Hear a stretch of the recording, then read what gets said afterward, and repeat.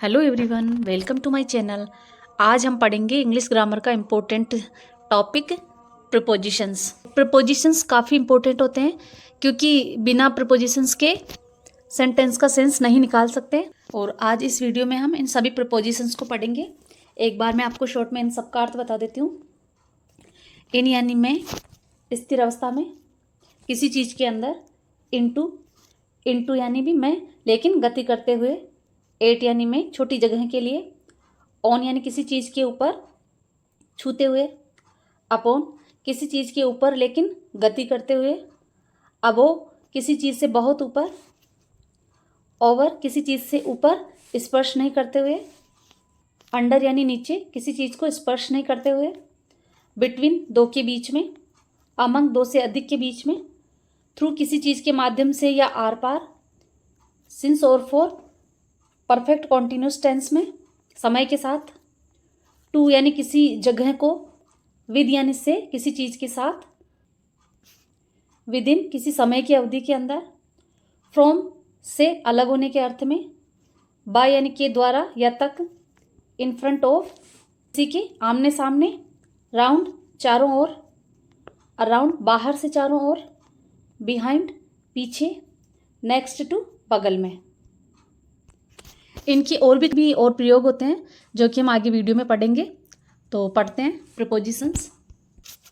Prepositions ये दो शब्दों से मिलकर बना है, प्री प्लस पोजिशन।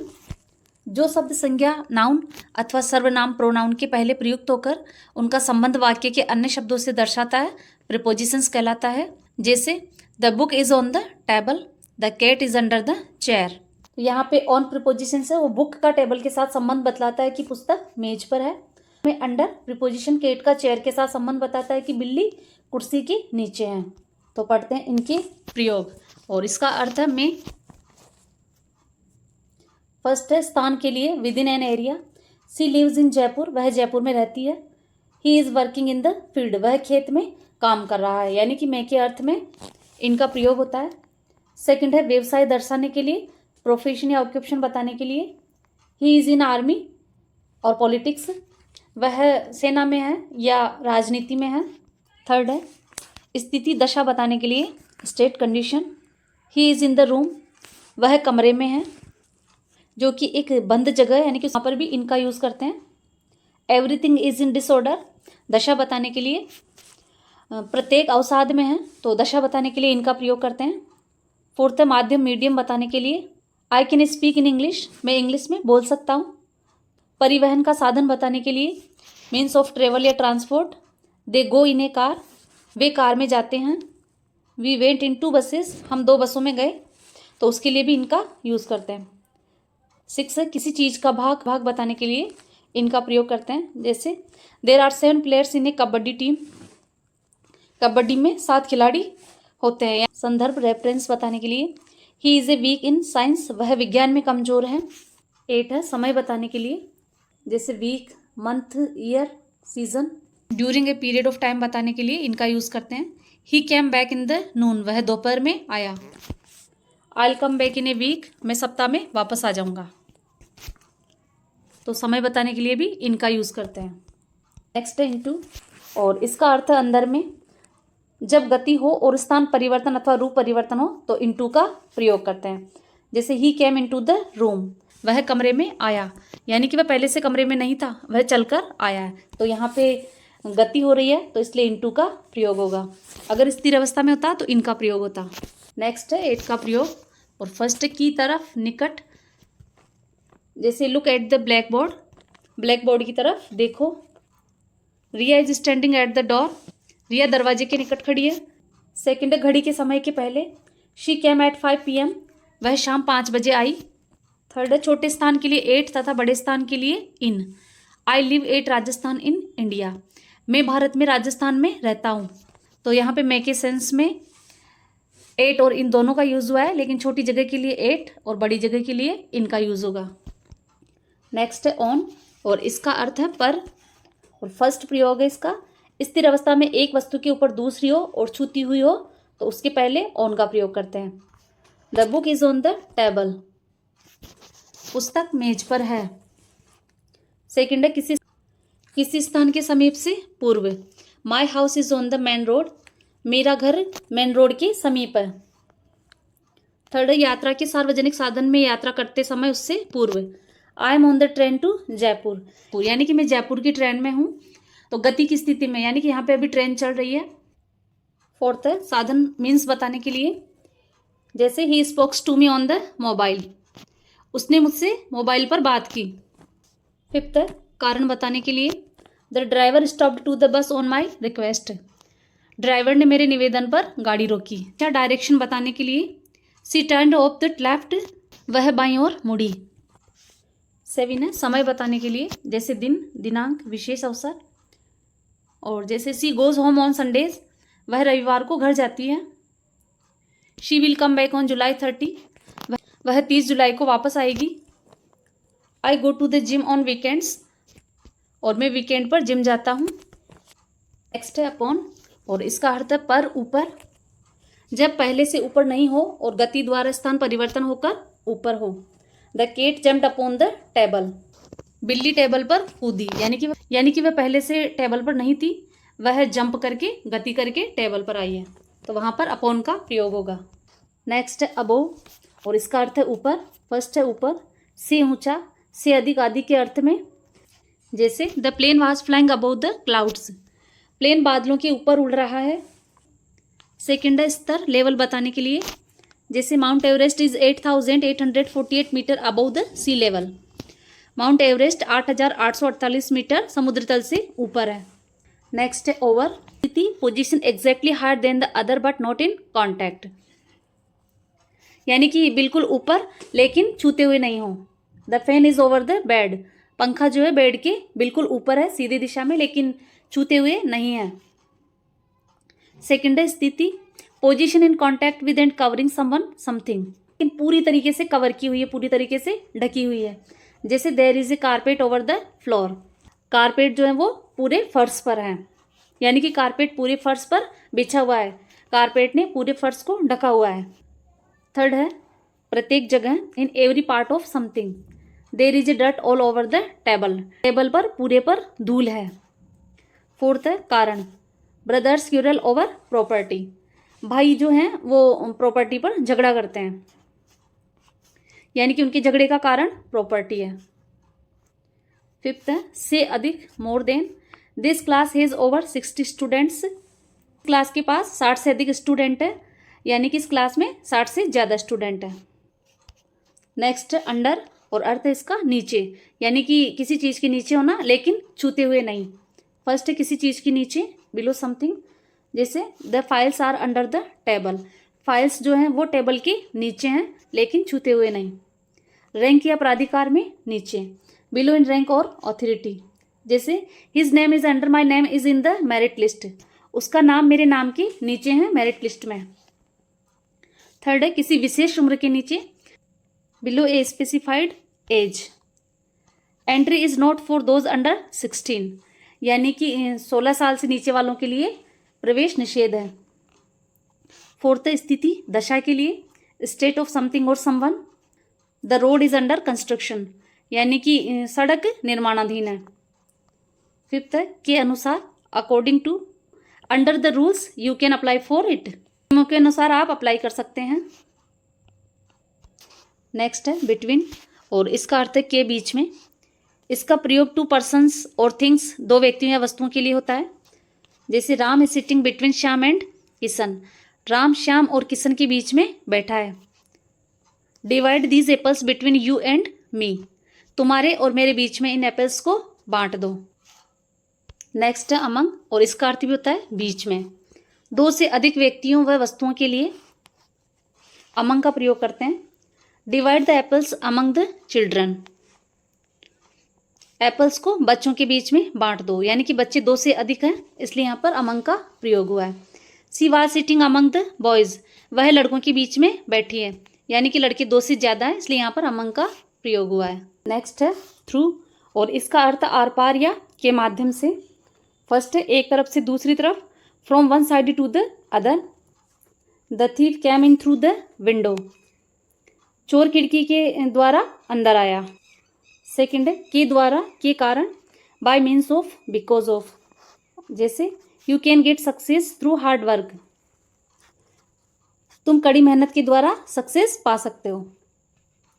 थर्ड, एक अड़चन, अवस्था, परीक्षा से गुजरना, past barrier, stage, test. I have to get through the exams, मुझे परीक्षा से गुजरना पड़ा। नेक्स्ट है सिंस फोर का प्रयोग और इसका अर्थ है से। फर्स्ट परफेक्ट कॉन्टिन्यूस टेंस में समय दर्शाने के लिए सिंस का प्रयोग, निश्चित समय पॉइंट ऑफ टाइम को दर्शाने के लिए। जैसे Ram has been working since morning, Ram सुबह से काम कर रहा है, तो एक निश्चित समय को दर्शाया है, इसलिए यहाँ पे सिंस का प्रयोग हुआ है।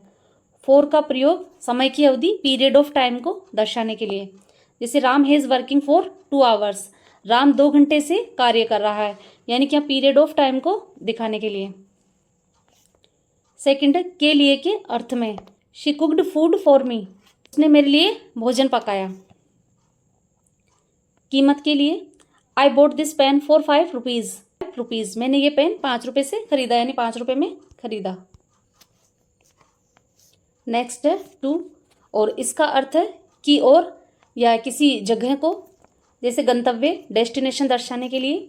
She goes to temple daily, वह रोजाना मंदिर जाती है, यानी वो मंदिर को जाती है, मंदिर की ओर जाती है। के प्रति के अर्थ में, you must be careful to your duty, तुम्हें अपने कर्तव्य के प्रति सावधान रहना चाहिए। नेक्स्ट है विद, और इसका अर्थ है से के द्वारा। फर्स्ट औजार, टूल या इंस्ट्रूमेंट को दर्शाने के लिए कि वह किस चीज़ से कार्य कर रहा है। सी राइट्स विद पेन, वह पेन से लिख रही है। सेकंड है के साथ के अर्थ के लिए, Neha goes to school with her friends, Neha अपने फ्रेंड्स के साथ, अपने मित्रों के साथ स्कूल जाती है। नेक्स्ट विद इन, यानी के भीतर, किसी निश्चित समय अथवा अवधि या किसी निश्चित स्थान के भीतर कार्य करने के लिए विद इन का प्रयोग होता है। He will come with in an hour, वह 1 घंटे में आएगी, यानी कि वह 1 घंटे की अवधि में आ जाएगी। नेक्स्ट है फ्रॉम, और इसका अर्थ है से अलग होना, यानी किसी चीज़ से अलग होना। जैसे he has come from Delhi, वह दिल्ली से आई, यानी कि से अलग हो रही है, दूर हो रही है। Leaves fell from the tree, पेड़ से पत्ते गिरते हैं, यानी कि वो पेड़ से अलग हो रहे हैं, तो अलग होने के अर्थ में फ्रॉम का यूज़ हुआ है।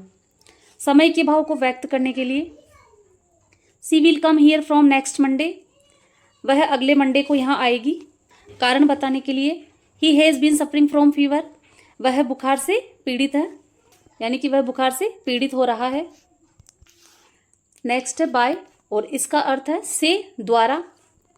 फर्स्ट यातायात के साधन से पहले, he goes to college by bus, वह बस के द्वारा कॉलेज जाता है। सेकंड है पैसिव वॉइस में, the snake was killed by Mohan, सांप मोहन के द्वारा मारा गया। थर्ड है तक के अर्थ में, the train will arrive here bye 11 o'clock, रेलगाड़ी 11 बजे तक यहाँ पहुँचेगी। फोर्थ है दर, रेट, वजन, वेट, माप, मेजरमेंट दर्शाने के लिए। जैसे mangoes are sold by the kilo, आम किलो की दर से बेचे जाते हैं। Silver is sold by the gram, चांदी ग्राम से बेची जाती है, यानी कि ग्राम के वजन के हिसाब से बेची जाती है। The room is 10 feet by 7 feet, कमरा जो है वो 10 बाय 7 feet का है। फिफ्थ निकट या पास के भाव के लिए, the boy came in and sat by the gate, लड़का अंदर आया और गेट के पास बैठ गया।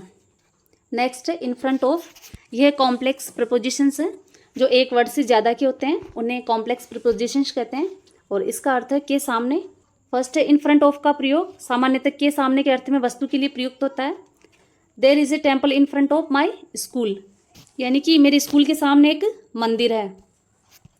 इन फ्रंट ऑफ का प्रयोग इस प्रकार से भी होता है, Neha is standing in front of Riya in the queue, Neha Riya के सामने पंक्ति में खड़ी है, यानी दोनों का मुंह आमने सामने है, तो आमने सामने के अर्थ में भी इन फ्रंट ऑफ का प्रयोग होता है। नेक्स्ट है राउंड, और इसका अर्थ है चारों ओर। इसका प्रयोग चारों ओर के अर्थ में वृत्ताकार पथ के लिए होता है। The earth moves round the sun, पृथ्वी सूर्य के चारों ओर चक्कर लगाती है। और बी है अराउंड, और इसका प्रयोग है सेकंड है अराउंड, और इसका प्रयोग बाहर से चारों ओर, यहाँ वहाँ, बहुत स्थानों में तथा विभिन्न भागों में के अर्थ में होता है। जैसे they were sitting around the school, वे स्कूल में यहाँ वहाँ बैठे हुए हैं। There are around 7 teachers in this school. इस स्कूल में लगभग 7 टीचर्स हैं। नेक्स्ट है बिहाइंड, और इसका अर्थ होता है के पीछे। इसका प्रयोग गतिहीन स्थिति को दर्शाने के लिए के पीछे के अर्थ में होता है। There is a tree behind my school. मेरे स्कूल के पीछे एक पेड़ है। नेक्स्ट है नेक्स्ट टू, और इसका अर्थ है से अगला, और इसका प्रयोग से अगले अगला के अर्थ में होता है। My house is next to yours. मेरा घर तुम्हारे से अगला है, यानी कि तुम्हारे घर के बगल में ही मेरा घर है। तो बगल में या अगले के लिए नेक्स्ट टू का प्रयोग होता है।